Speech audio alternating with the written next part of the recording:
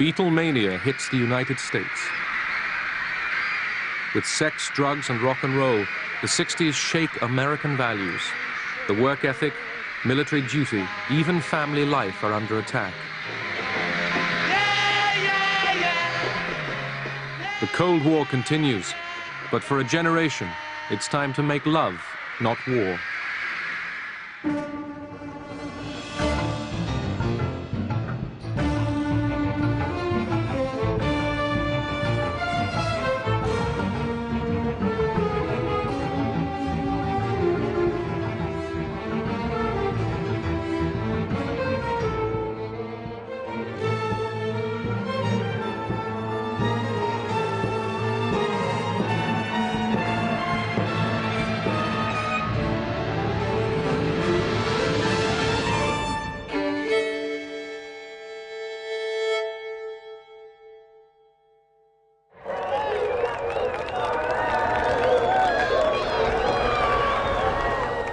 In 1960, America was moving towards the peak of its prosperity and power.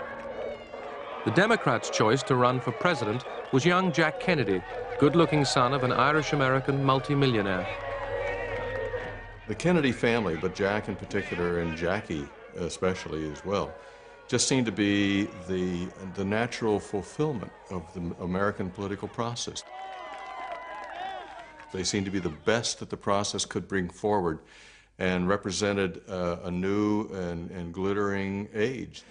You have to make your decision of what you want this country to be, what you want Illinois to be, how ready you are to move this country forward.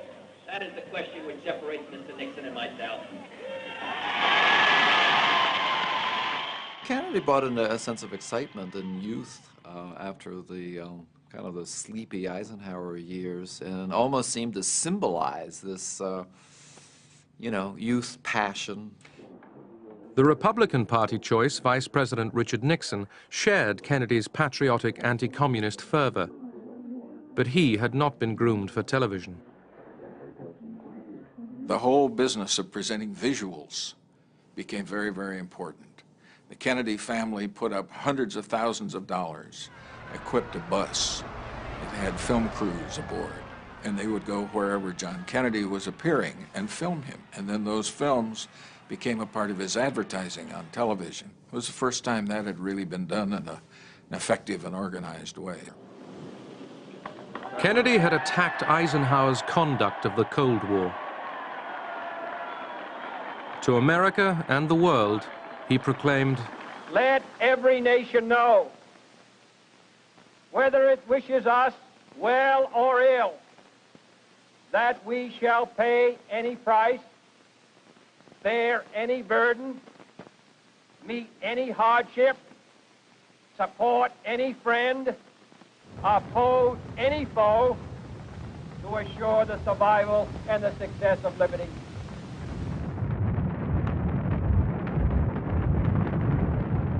Kennedy increased the military budget. Defense contracts brought the military-industrial complex unparalleled strength and riches. It meant more jobs. The Cold War was the noblest of enterprises, and it fit right in with the need for technologists like myself and the need for the government-sponsored programs that were opposing the Soviet advances. Attitudes were interesting at that time, because the defense industry and its budgets seemed to be based on the fact that the Russians were 10 feet tall. Most of us were very hawkish about things. This was our life. I mean, our well-being, our sustenance was dependent on the defense industry.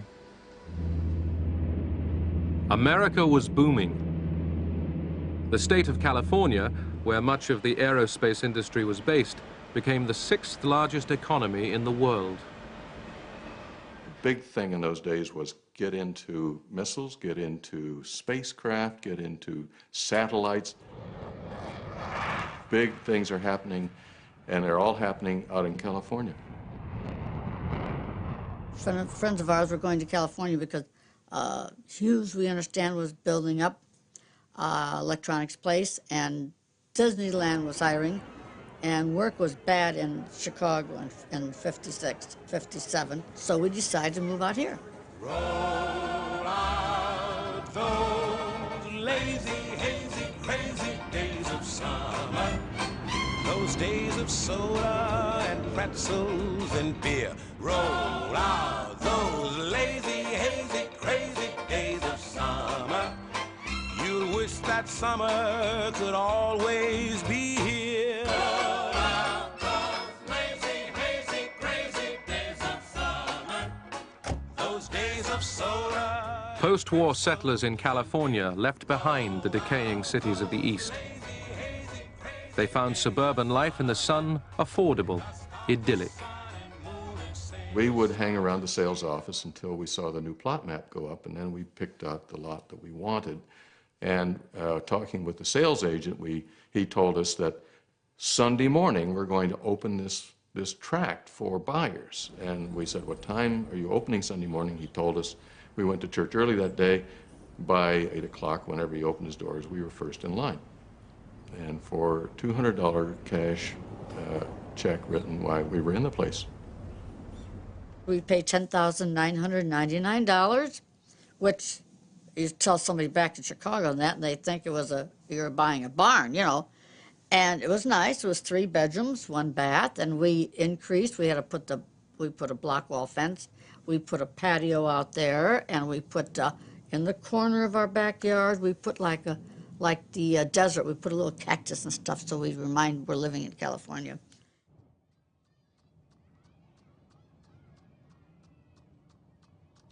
This good life was not available to all Americans.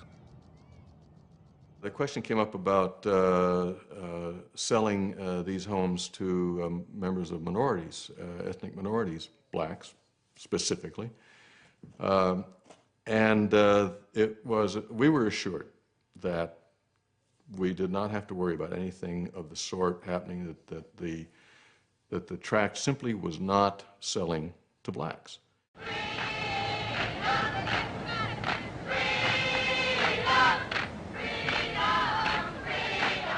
The Constitution and the Bill of Rights had not removed the wedges of prejudice that were driven through American society.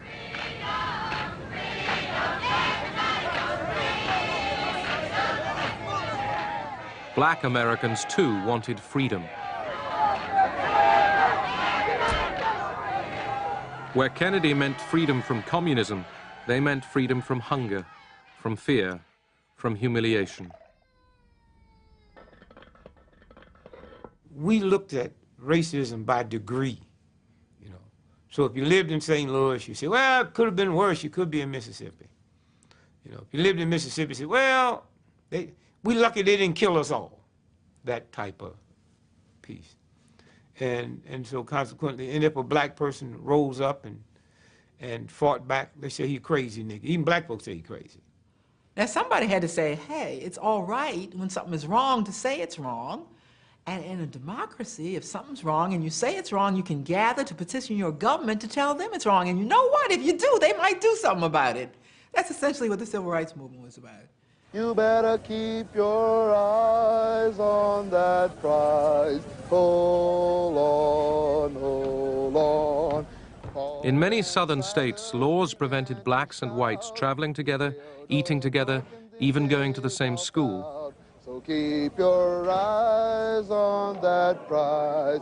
Hold on.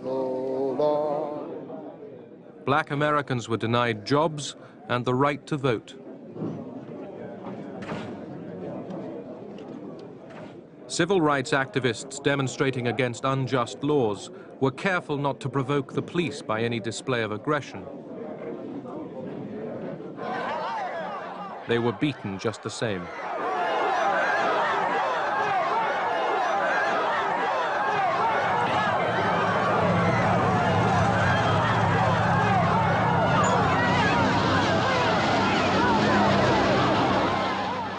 It wasn't the first time armed whites had assaulted unarmed blacks, but now television was watching. Discrimination against blacks damaged America's credibility as freedom's champion in the Cold War. Kennedy was being urged by his brother, Attorney General Bobby Kennedy, to back the civil rights movement. Aware that he needed the votes of white Southerners, Kennedy found it difficult to commit himself.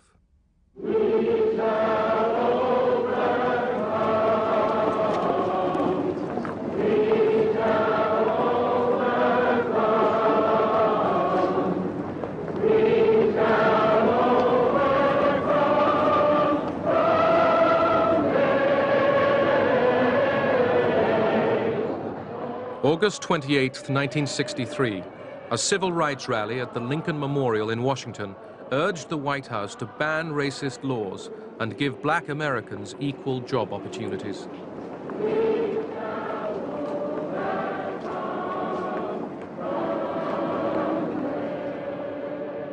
A 250,000 people showed up to listen to a 34-year-old Southern Baptist minister. Let freedom ring, and if America is to be a great nation, this must become true. So let freedom ring.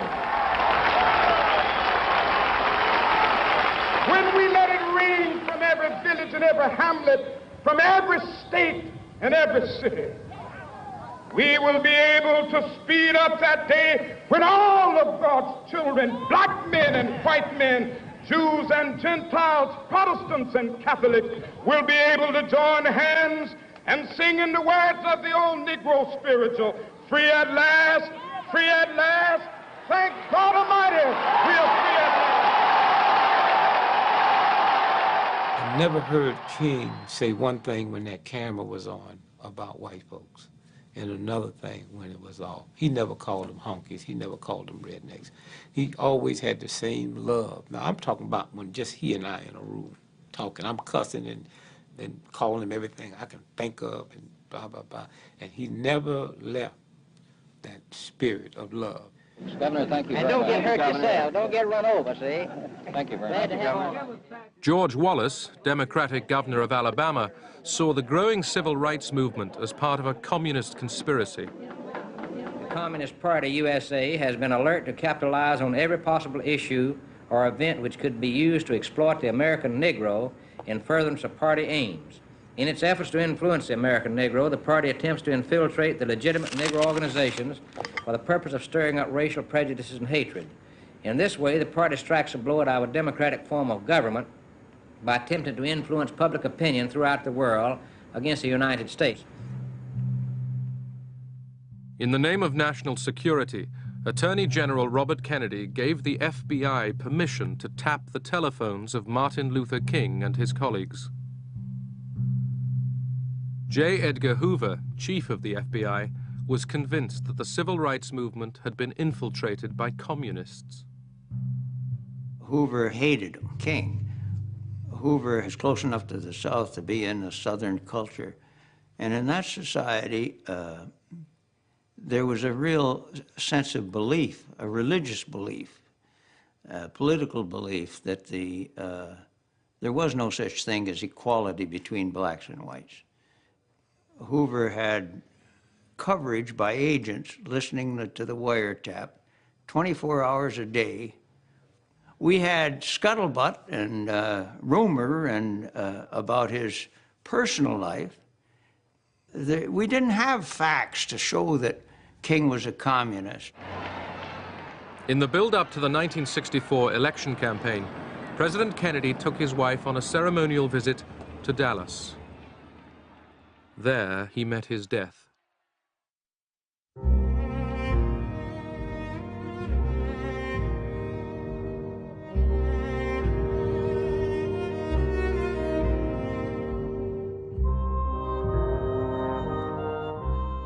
Americans tried to find outsiders to blame for their president's killing. There was a fear that the assassination might be the start of a communist attack on the United States. This is a sad time for all people. We have suffered a loss that cannot be weighed. For me, it is a deep personal tragedy. On the very night Johnson became president, when we flew back from Dallas on November 22nd, 1963, I was one of 3 people who sat with him in his bedroom. And that night, I learned he had sketched out the Great Society. And what he wanted to do is he said, now that I got the power, I aim to use it. This administration today, here and now, declares unconditional war on poverty in America.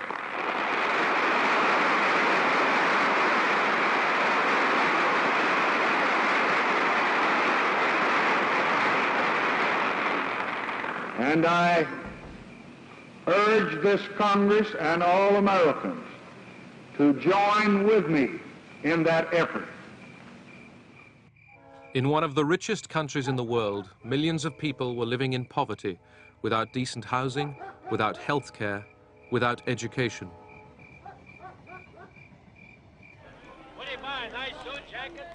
Amongst blacks, unemployment was 9 times that of whites. Central to Johnson's vision of the Great Society was the abolition of racial discrimination. In July 1964, Johnson signed the Civil Rights Bill. He uses nearly 100 pens to affix his signature and date. Souvenirs go to Republican leader Everett Dirksen and Democratic whip Hubert Humphrey. The president seems to have mastered the art of just touching each pen to the paper.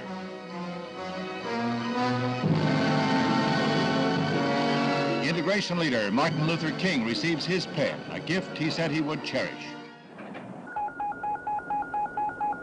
Attention all bases, attention all bases. This is Iron Hand, this is Iron Hand.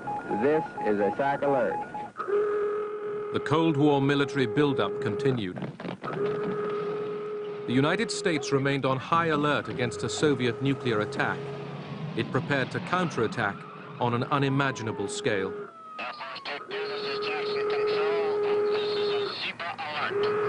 Switch over to tower frequency. Jackson Tower, Air Force 22. Are we clear to taxi for takeoff? An increasing minority were questioning the cost and the effect on American life.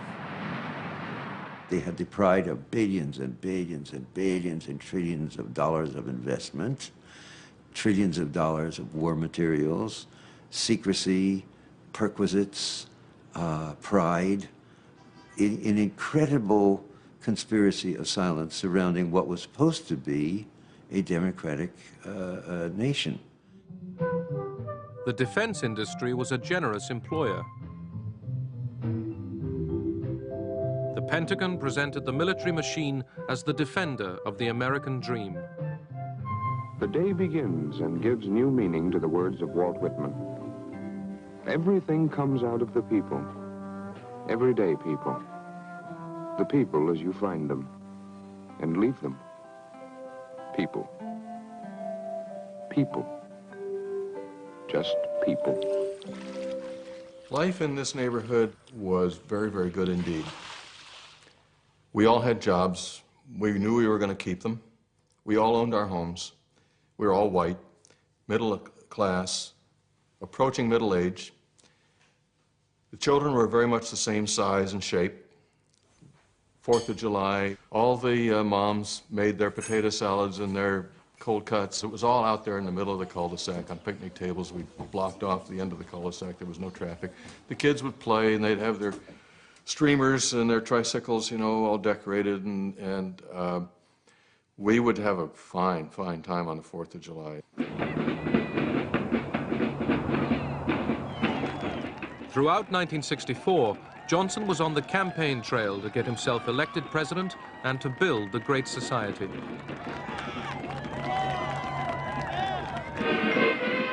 His Republican opponent was Senator Barry Goldwater of Arizona. He voted against the Civil Rights Bill. Goldwater promised to get tough with the Soviets. He denounced Johnson's Great Society as creeping socialism. The message of our campaign is clear. It's this: stop the spread of socialism at home and communism abroad. The American people needed more convincing. Goldwater was heavily defeated. On the Berkeley campus of the University of California, dissent flourished. There had been a long tradition in Berkeley, going back many, many years, of distributing literature and giving political speeches and setting up tables promoting your political groups right there on the campus grounds. An edict came down which said that all of that must stop. The students borrowed the tactics of the civil rights movement. They organized strikes and sit-ins.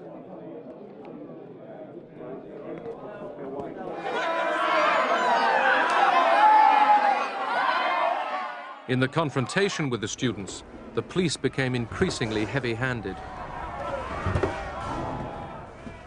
The press and the public had little sympathy.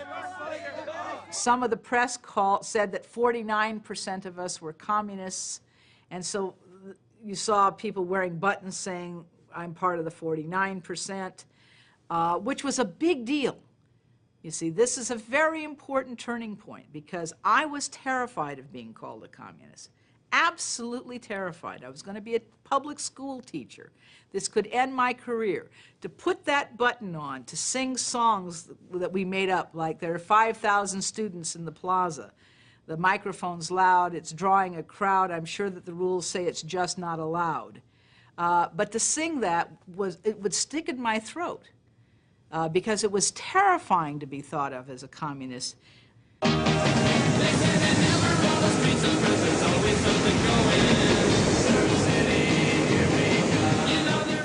American ideas of political freedom were now being extended into the personal realm.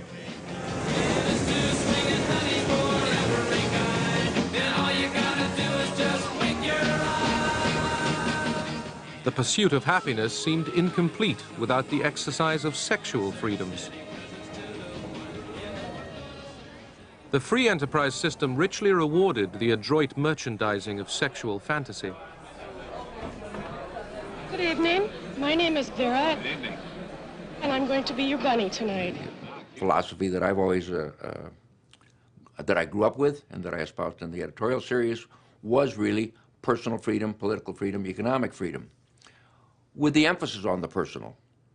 The notion that we indeed did and do own our own minds and bodies, and that anything from church or state that limits that is inappropriate and inconsistent with the pluralistic society that America is supposed to be. People were saying that there was nothing automatically wrong about having sex before marriage. The birth control pill was available to students at the Student Health Service, and most of the women I know were availing themselves of it. We agreed with the men that premarital sex was not an evil thing for which you would die in eternal damnation. On the other hand, there were an awful lot of love 'em and leave 'em guys. So what exactly were the rules of this game? This was a tough time for women. American men were still marching off to war. In March 1965, President Johnson began sending ground troops to Vietnam. Inside the Army base at Oakland, California, a scene reminiscent of the recent past. The years of the Korean and World War II campaigns is reenacted by yet another generation of young Americans. I looked on Vietnam initially as the country is potentially at risk. Here's another opportunity to demonstrate strength to the communist world, as it were. Our skills, scientific, technical, manufacturing, whatever it might be. What a wonderful opportunity. Kennedy's famous inaugural address, in which he said, ask not what your country can do for you, but what you can do for your country, was really the rallying cry for my generation, or at least a part of my generation. We were the new Romans who faced the barbarians in the frontiers of the new Rome. I joined the Marines out of that sense of patriotism, and once we were sent to Vietnam, this was all considered to be right and fitting. This is what we were supposed to do. Silver wings upon their chest. These are men, America's best. 100 men. Despite the extension of the military draft, Johnson's war in Vietnam enjoyed popular support. when the Green Beret.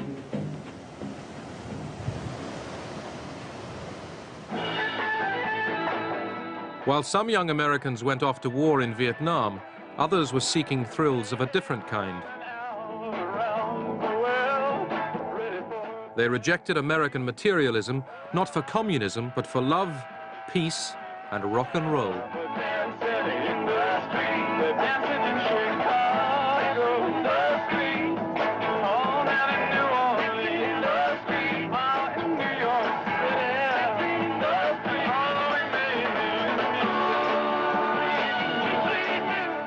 All over the country, young men of draft age turned on, tuned in, and dropped out.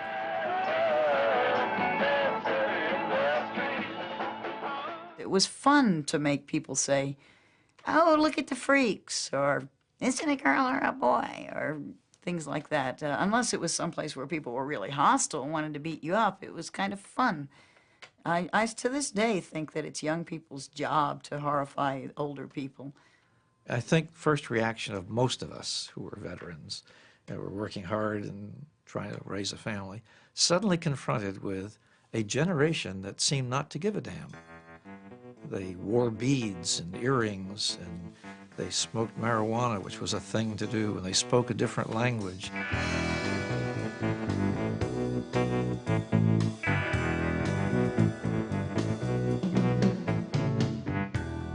These young Americans rejected the work ethic and monogamy for spontaneity, sensuality, and psychedelic drugs.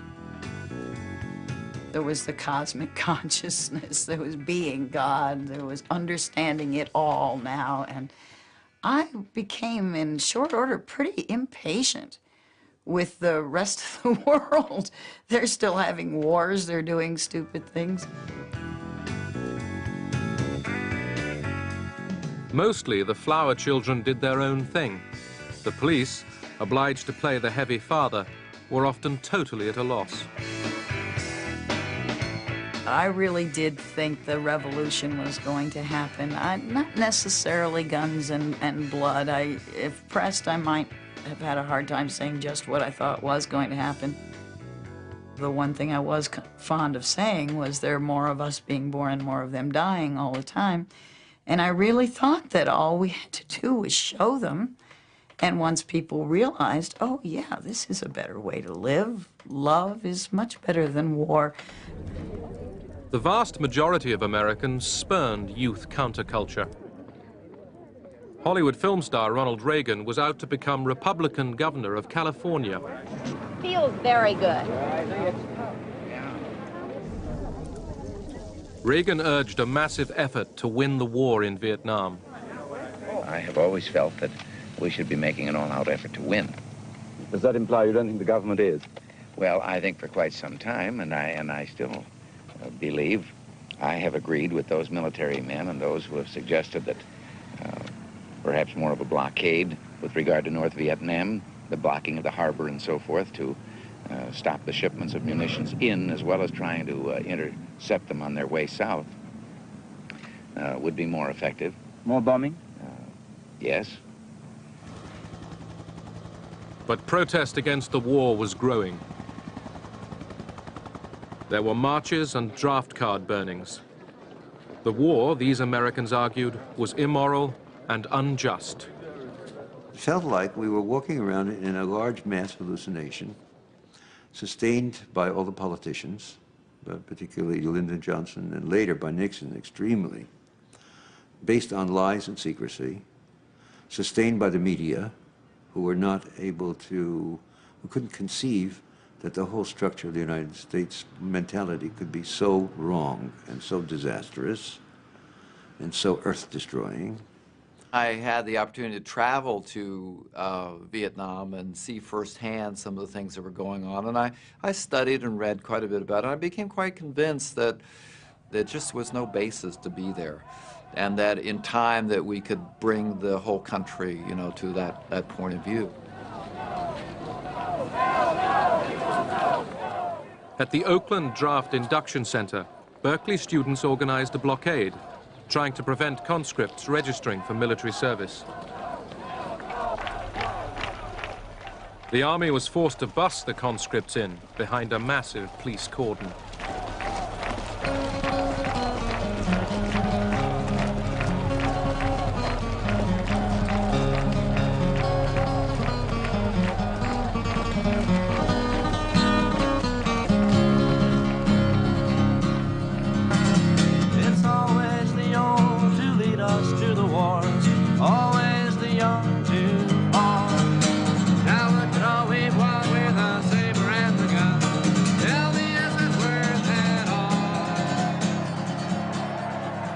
I do remember the first time I was maced. That wasn't particularly fun. It was very typical for the police lines there, and the student line is here, and they're sort of this, you know, ritualized back and forth.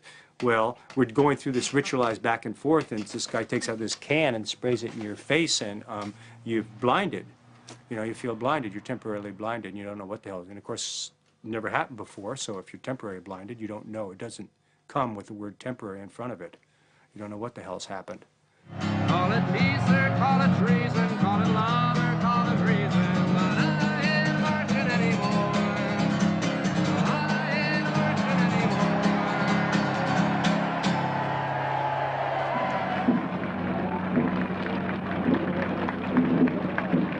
anymore. Most Americans still supported President Johnson's war in Vietnam.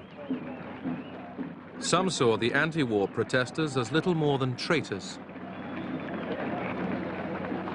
99% of the people in this country are terrific Americans and disagree entirely with flag burnings, carrying enemy colors, giving medical supplies to the enemy, etc. Many could not understand why Johnson did not use more of America's massive firepower to end the war. But Johnson did not want to risk a wider conflict. Johnson's sole motivation was to try, as we say in Texas, to haul ass out of that war. Get out of there. He didn't know how to do it.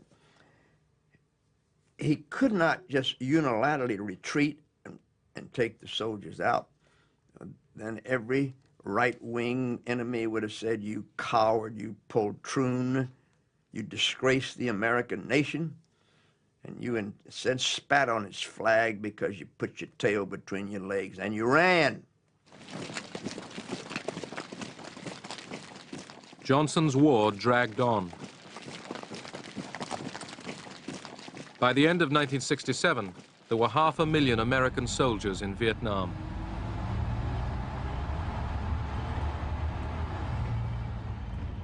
We had an anti-war rally with a focus on the fact that 28% of the people who were dying on the front lines in Vietnam were black Americans whose same rights were not being recognized in this country. And the whole focus was down with the war, and black people do not serve in the military.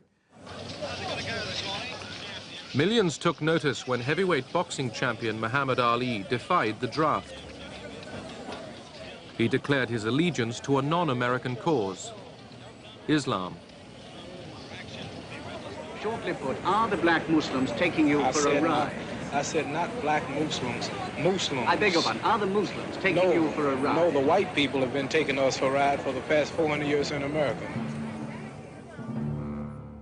In the black ghetto of Oakland, California, activists trained as paramilitaries in what they saw as a civil war against a racist police force.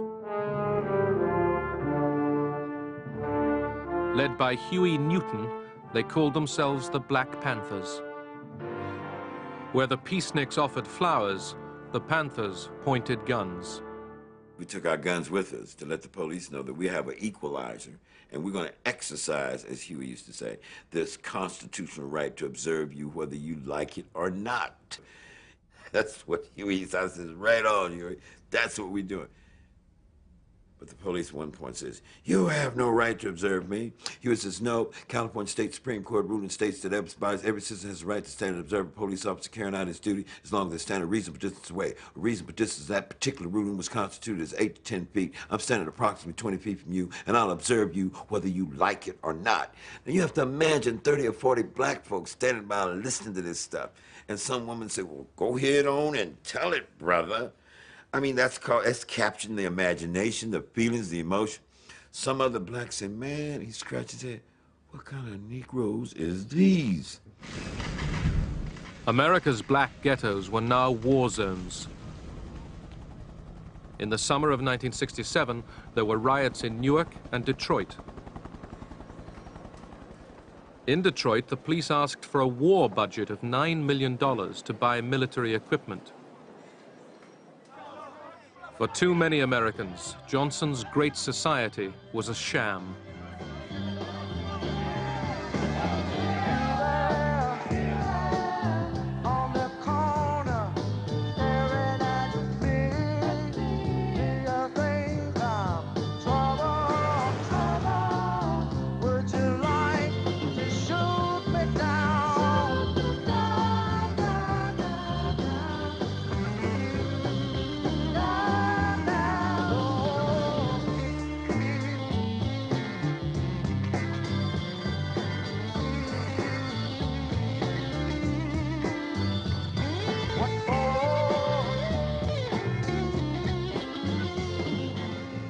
In March 1968, as the war in Vietnam and conflict at home continued, Johnson threw in the towel. He declared he would not run for a second term as president. Martin Luther King still pursued his dream. So I'm happy tonight. I'm not worried about anything. I'm not fearing any man. Mine eyes have seen the glory of the coming of the Lord. The following night, Martin Luther King was killed by a white gunman.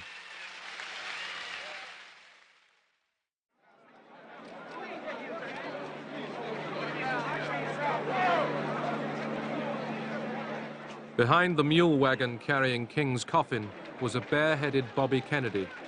He was grieving and campaigning to become the Democrats' next presidential candidate.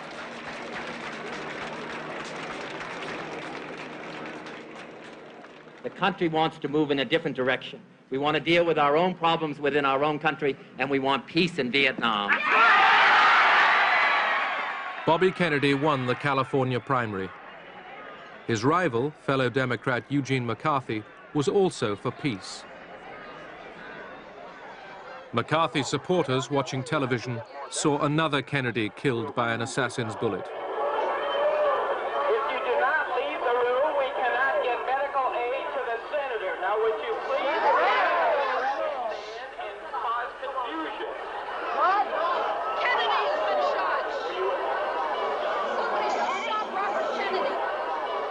I found my wife Terry on the sofa, weeping at dawn, you know, because I realized she wasn't in bed. Where is she? I went out looking.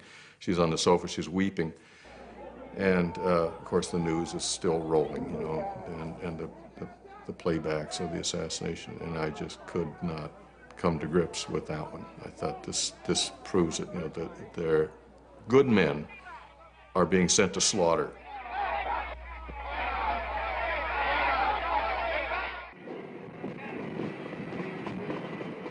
August 1968, Democratic Party delegates arrive in Chicago for the convention to choose their candidate for the presidential elections in November.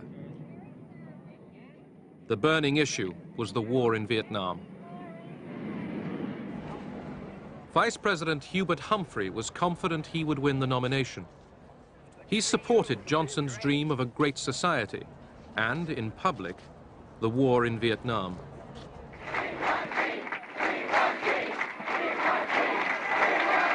The hopes of the anti-war faction within the Democratic Party now lay with Senator Eugene McCarthy of Minnesota. When I moved into my headquarters in the hotel, I had Secret Service. They were very honest people. They said, look, this room is not bugged. You can say anything here, but don't talk on the telephone because you've been tapped. We know you're tapped. The authorities were nervous. 100,000 anti-war demonstrators were expected in Chicago. We permit people, we don't care who they are, to come to Chicago and visit us. And we will permit people to carry on their rights as American citizens, to petition and demonstrate. But there's no person, any place, anywhere or any thousands of them that will come to Chicago and take over our streets, our convention, or our city. The present-day politicians and their armies of automatons have selfishly robbed us of our birthright. The evilness they stand for will go unchallenged no longer. Political pigs, your days are numbered. We are the Second American Revolution. We are winning. Yippee! The demonstrators gathered in the city's parks in preparation for a march on the convention hall.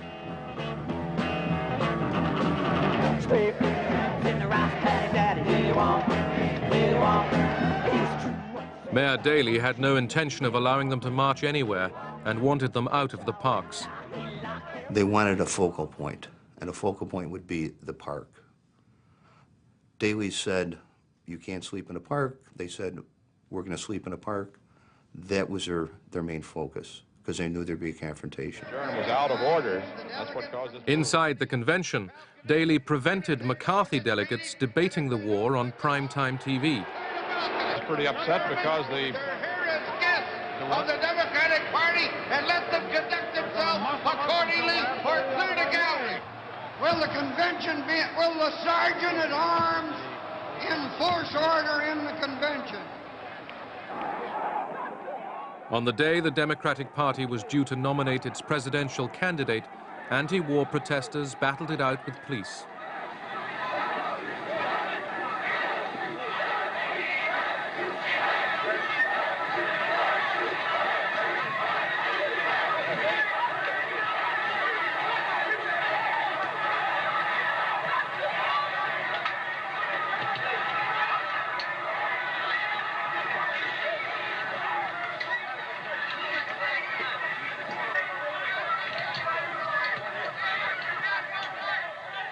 It was quite an experience, really, having, I don't know, the numbers, 40, 50 policemen yelling, "Kill Davis," with a much bigger group behind them.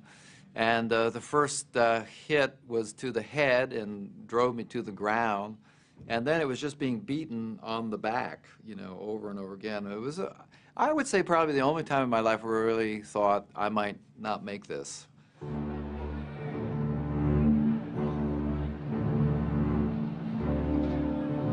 As the Democratic Party convention lined up behind Humphrey, the peaceniks made one last attempt to march on the convention hall.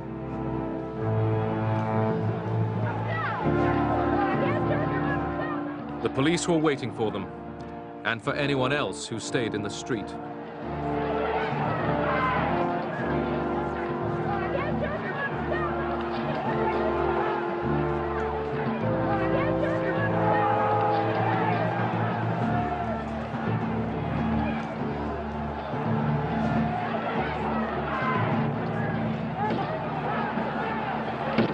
The majority of people supported the Chicago Police and Convention. I think there was a poll afterwards with about 78% of the people in the U.S. supported the Chicago Police.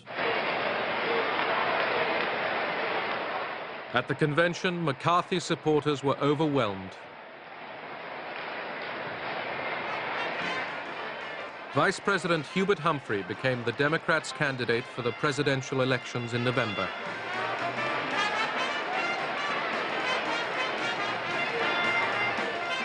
He would face a tough and seasoned Republican Party opponent.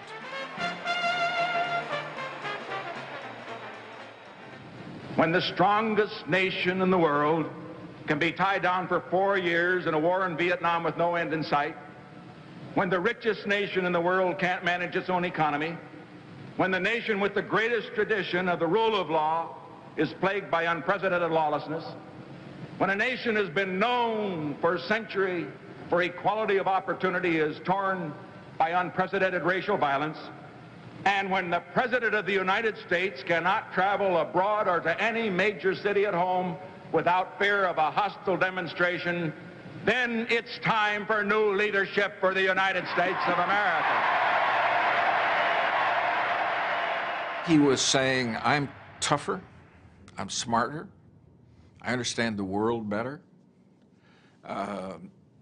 My opponents are divided. They've been taken over by the fringe elements of the Democratic Party, and a bunch of loonies are in charge. We're stable. We have a sense of direction. You know where we stand on things. You can confide in us. And we won't let the Russians or the Chinese push us around.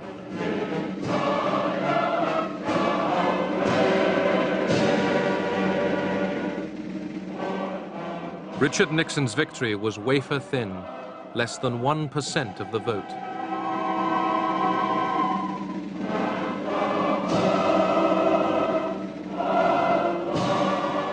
The Cold War and the war in Vietnam would continue.